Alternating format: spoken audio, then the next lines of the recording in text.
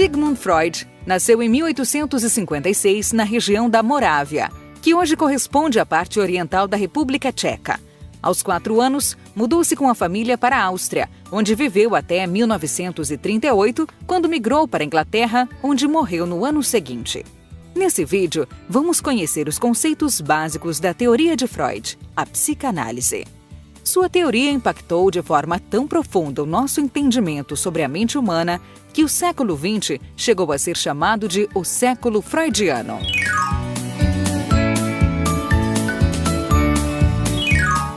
Nossos processos mentais, segundo Freud, ocorrem de forma encadeada, ou seja, nenhum pensamento, sentimento ou lembrança acontece isoladamente, por acaso, como se surgisse do nada. Não.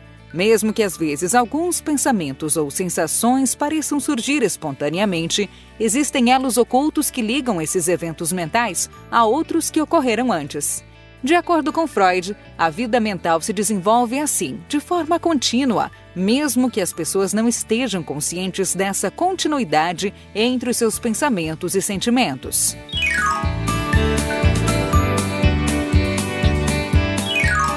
O consciente é a parte da sua mente que lida com todas as informações das quais você está ciente em um dado momento. Agora, por exemplo, o seu consciente está ocupado em dedicar atenção a esse vídeo, em tentar estabelecer relações entre as informações novas e as informações que você já tinha sobre o assunto, em verificar se o som do vídeo está em um volume confortável, enfim. O consciente agrega as informações às quais você dirige sua atenção de forma intencional, num dado momento. Mas o consciente é apenas a ponta do iceberg, ou seja, é uma pequena parte da sua mente. Existem outras partes menos expostas, as quais Freud chamava pré-consciente e inconsciente.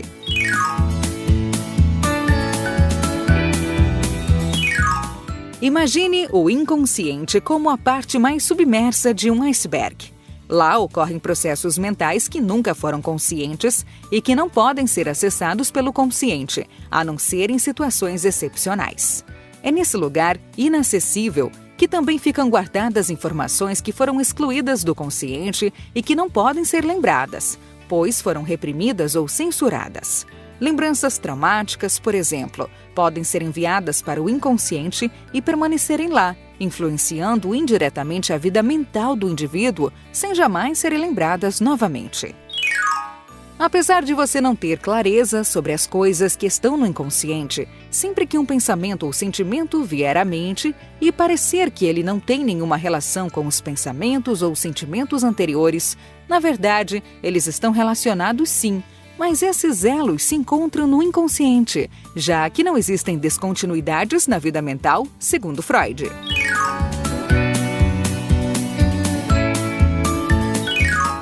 O pré-consciente é uma porção do inconsciente que facilmente se torna consciente. Então, ele seria o equivalente àquela parte do iceberg que está imediatamente abaixo do nível da água e que é facilmente acessível. Todas as suas memórias que podem ser lembradas, tipo o que você comeu no café da manhã, o nome do cachorro da sua tia ou as coisas que você aprendeu nas aulas de geografia do 6º ano, são memórias que se encontram no pré-consciente.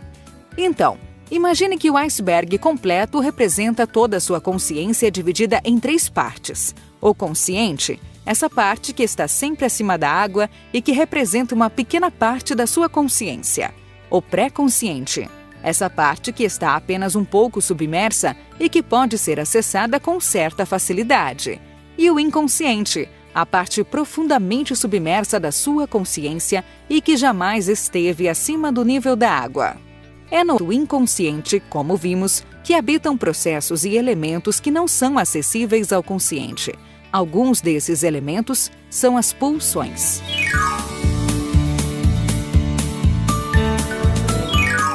Os termos pulsão, instinto e impulso às vezes são usados como sinônimos por alguns autores ao traduzirem os textos de Freud. Nesse vídeo, utilizaremos o termo pulsão. Todos temos pulsões, que são pressões ou necessidades que nos dirigem a um determinado fim. Toda pulsão tem uma fonte, uma finalidade, uma pressão e um objeto. Para entendermos melhor, podemos fazer uma comparação entre a pulsão e a sede. A sede tem uma fonte, que é a necessidade de líquidos para hidratar o corpo. Tem uma finalidade, que é a de reduzir essa necessidade até que o organismo esteja satisfeito. Já a sua pressão é a quantidade de energia que uma pessoa emprega para satisfazer a sede. Isso vai depender da intensidade ou urgência da sede. O objeto, por sua vez, não é apenas o líquido, mas tudo o que alguém faz para satisfazer a sede. Por exemplo, levantar-se, ir à geladeira, escolher um líquido e bebê-lo. Apesar da comparação, a sede é uma necessidade fisiológica. Já a pulsão é uma necessidade psíquica e, ao mesmo tempo, orgânica. Ela está ali na fronteira entre o mental e o físico. Toda a diversidade de pulsões foi organizada por Freud em 2 tipos básicos: pulsão de vida e pulsão de morte. Pulsão de vida é toda a demanda interna que nos leva a buscar o prazer, a criar, a realizar projetos. Pulsão de morte é aquela demanda que nos conduz à busca do isolamento, da estagnação e a atos de destruição e morte. Essas pulsões mantenedoras da vida e incitadoras da morte residem em todos nós em conflito permanente e não resolvido. E a maior parte dos nossos pensamentos e ações é resultado não de apenas uma dessas forças, mas de uma combinação das duas.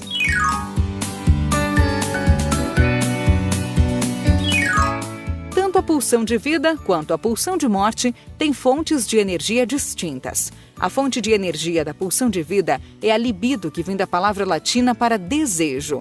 A libido é a energia empregada na manutenção da vida. A pulsão de morte também tem uma fonte de energia específica, mas Freud não deu um nome especial para ela. Sempre que você se dedica a construir algo ou a levar adiante um projeto importante, você está empregando uma parte da sua libido nesse projeto. Enquanto você estiver envolvido e empolgado com o projeto, aquela quantidade de libido empregada torna-se indisponível para outros objetivos.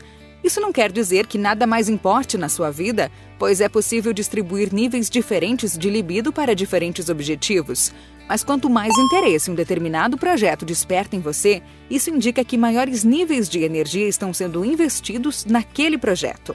Por isso, em situações de luto nas quais a pessoa enlutada perde completamente o interesse por suas ocupações normais, parece haver uma retirada de libido dessas atividades e uma aplicação extrema de libido na pessoa que foi perdida. Bom, a gente ainda vai falar muito sobre Freud, psicanálise e educação nessa série, mas esse primeiro vídeo sobre os conceitos básicos vai ficando por aqui. Eu vejo você no próximo.